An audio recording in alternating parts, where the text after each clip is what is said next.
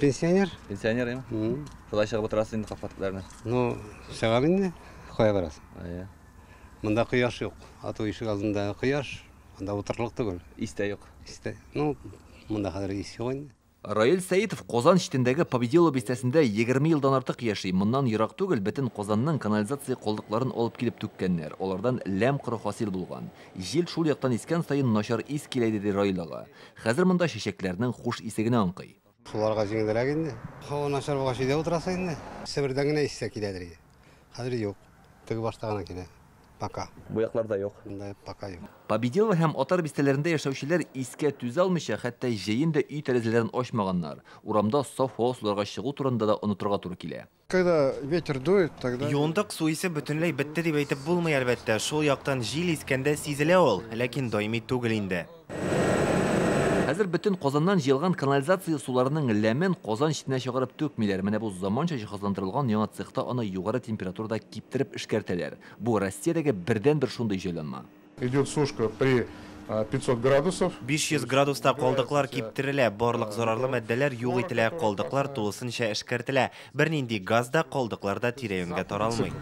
То есть здесь никакого слива на природу нет, никаких выхлопных газов нет. Хәзерге вакытта без юынтык суларыннан акча эшләүнең ачык мисалын күрәбез. Менә бу заманча технология белән эшкәртелгән 700 килограммлы шундый капчык.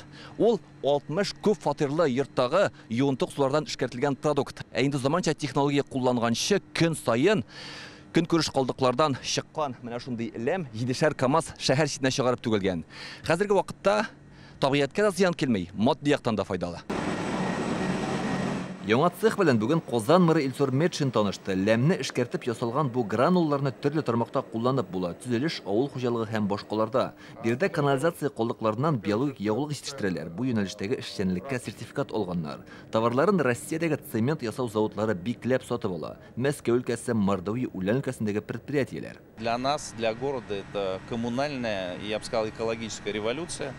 Бу безнең өчен экология һәм коммуналь тармактагы инкыйлаб дияргә була. Бу цехны эшләтеп җибәргәнче калдык суларның ләме шәһәр читенә түгел иде. Узган гасырның 70нче елларыннан бирле 110 гектар җирдә калдыклар җыелды. Ниһаять табигатькә зыян салучы бу куркыныч эш туктатылды.